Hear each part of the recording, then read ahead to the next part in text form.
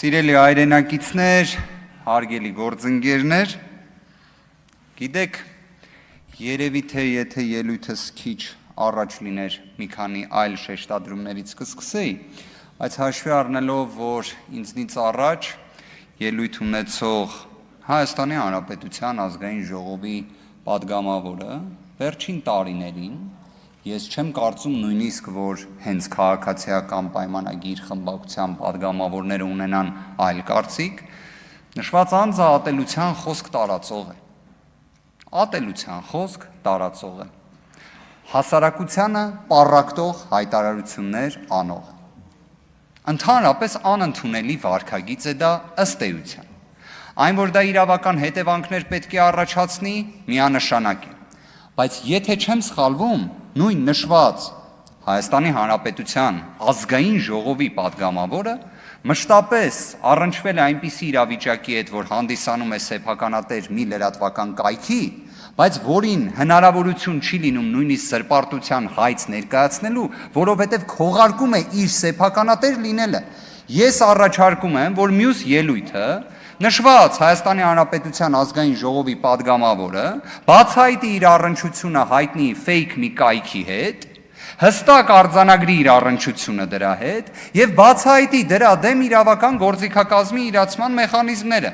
Իդեպ, ես հիշում եմ, կարծես հենց երեկ էլ խոսքեր չէ գնում զրպարտության հայցերի եւ այլն, ձեր դեմ քանիցս կարելի է զրպարտության հայցեր ներկայացնել, բայց դուք բացահայտեք, որ դուք եք այդ կայքի սեփականատերը, դրա բոլոր բովանդակության պատասխանատուն։ Բայց նաև կարծում եմ ինչն է պետք հաշվի առնել։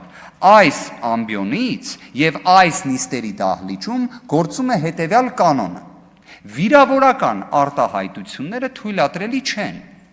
Վիրավորական արտահայտությունները թույլատրելի չեն։ Եկեք երրորդ անգամ ընդգծենք, վիրավորական արտահայտությունները թույլատրելի չեն։ Հիմա ուզում եմ հասկանամ ազգային ժողովի падգամավորը, որը օրինակ քաղաքացիական պայմանագիր խմբակցության падգամավորների ելույթների տրամաբանությամբ երդվել է ոտնկայս։ Օժներգի ժամանակ ձեռքը դրել է սրտին։ Բա ինչի համար էս տարական կարգը հնարավոր չի լինում պահպանել։ Առանց վիրավորական արտահայտությունի անձը եթե չի կարողանում քաղաքական խոսք ասել, ուրեմն ազգային ժողովում թող չլինի, կամ թող խոսք ասի առանց վիրավորական արտահայտությունների։ Հիմա իդեպ, երբ խոսում եք երդվելու արարողակարգից, ազգային ժողովի կանոնակարգ, սահմանադրական օրենքը գիտեք, որ փուլում է նախատեսում երդվելու գործողությունը։ Կոնկրետ գործողություն կա, որ նախորդում է երդվելուն։ Դրանք են ամենայն հայոց կաթողիկոսի եւ հանրապետության նախագահի ողջունի ելույթներին են հաջորդում։ Հիմա մի բան կարող է ես եմ շփոթվում։ Օգոստոսի 2-ին ամենայն հայոց կաթողիկոս Գարեգին Բ. Վեհափառ հայրապետը ելույթի իրավունք չի ունեցել այս նիստերի դահլիճում։ Դուք պատասխանատուները, իդեպ ես կդժվարանամ հիմա հստակ մատնացույց անել, թե ով է եղել պատասխանատուն, բայց փաստը այն է, որ այդ մասով կարգի խախտում տեղի ունեցել է։ Այն, որ երդման, տեքստի, բովանդակության այդ կտորը իսկապես իրավական առումով, եկեք տենց շատ չբարձրաձայնենք, երդման տեքստի պարտադիրության մասով եւ դրա իրավական հետևանքների մասով, իսկապես երևի թե առաջինը պետք է օրինակ Տիկին Ղազարյանը կամ երևի թե ազգային ժողովի նախագահությունը հետևողականություն ցուցաբերի, որովհետև Հայաստանի Հանրապետությունում կա պաշտոնավարող դատավոր, ով գտնում է, որ եթե ազգային ժողովի падգամավորը 8-րդ գումարման падգամավոր է եղել, 9-րդ գումարման падգամավոր լինելու դեպքում որևէ այդ գործողությունների կարիք չկա։ Ինքը մեխանիկորեն շարունակում է լինել падգամավոր։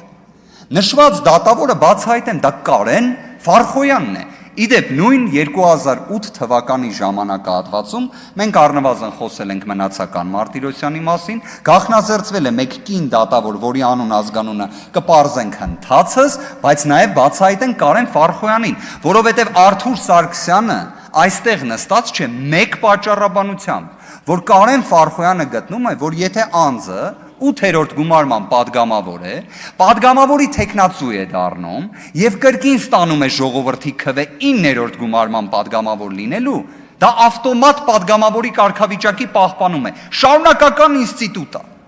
Հիմա օրինակ դուք խոսում եք երթվել չերթվելու մասին, ասում եմ կոնկրետ դատավոր կա, որ ասում է դա ընդհանրապես նշանակություն չունի։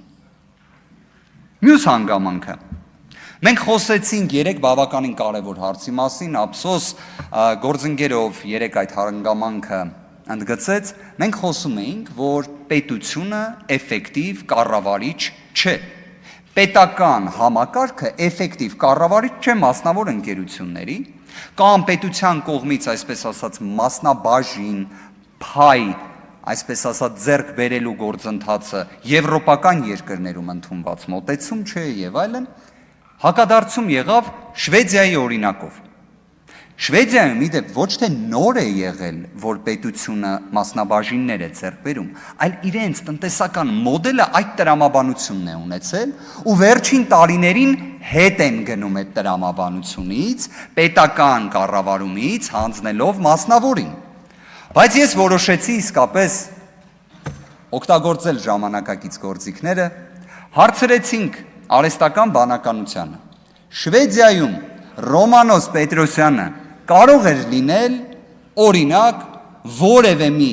պետական մասնակցությամբ ընկերության կառավարիչ։ Պատասխանը ոչ թե այն տրամաբանությամբ էր, որ իհարկե երբեք ոչ, այլ այն տրամաբանությամբ, որ քանի որ վերջինս քաղաքական գործունեություն իրականացնող է, չի կարող լինել։ Հիմա այստեղ մենք գալիս ենք մի շատ հետաքրքիր իրավական հարցի։ Մենք պետք է ի վերջո խոսենք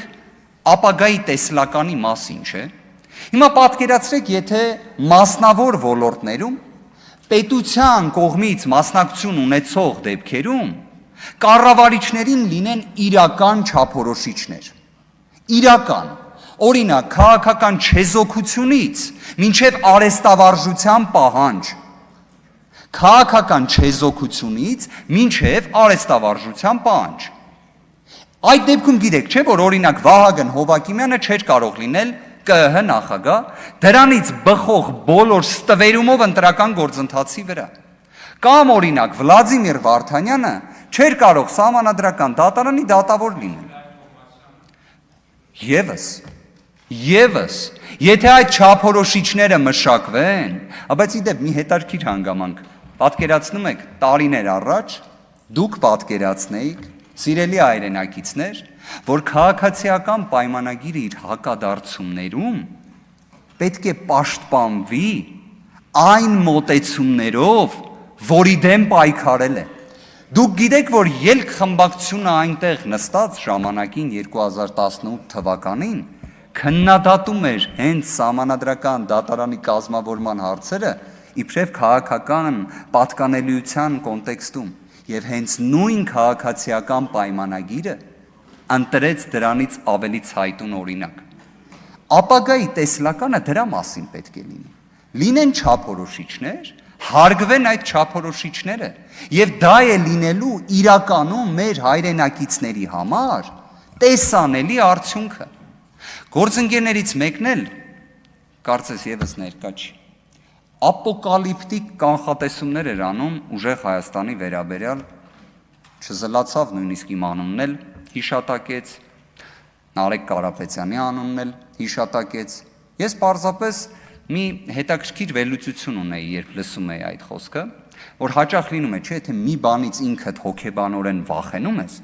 օրինակ, չգիտեմ, խմբակցության կայունության դեֆիցիտի կամ հնարավոր քաղաքական փոփոխությունների, որովհետև խորհրդարանական կառավարման համակարգը միջազգային փորձում, եվրոպական փորձում, թեև 5 տարի ժամկետով ընտրություններ են լինում, բայց ընթացքում հաճախ փոփոխություններ են լինում։ Իմ կարծիքով նշված գործընկերը հենց վախենում է քաղաքացիական պայմանագիր խմբակցության կայունությունից։ Բայց մի բան իմ մասով ասեմ, որ այո, եթե գործընկերը այդ ժամանակ տեսնի այդ փոփոխությունները, ես կլինեմ նստած այս նիստերի դահլիճում, ցանկացած իրավական հարցովել կամ այլ բնույթի պատասխանները կտամ։ Այդ թե արդյոք նշված գործընկերը եւ այլ գործընկերները այս կողմում նույն կայունությունից կունենան, այդ ժամանակ էլ կխոսենք։ Աստված բոլորին պահապան սիրելի հայրենակիցներ եւ թող իսկապես բարեկրթությունը ողջամտորեն ենթադրում է վիրավորական արտահայտություն չլինի։ Այժմ կանոնակարգն էլ է դա ասում։ Շնորհակալություն։ Հայաստան խմբակցության անունից ելույթ կունենա խմբակցության ղեկավար Աննա Գրիգորյանը, մինչ այդ տեղեկացնեմ հարգելի գործընկերներ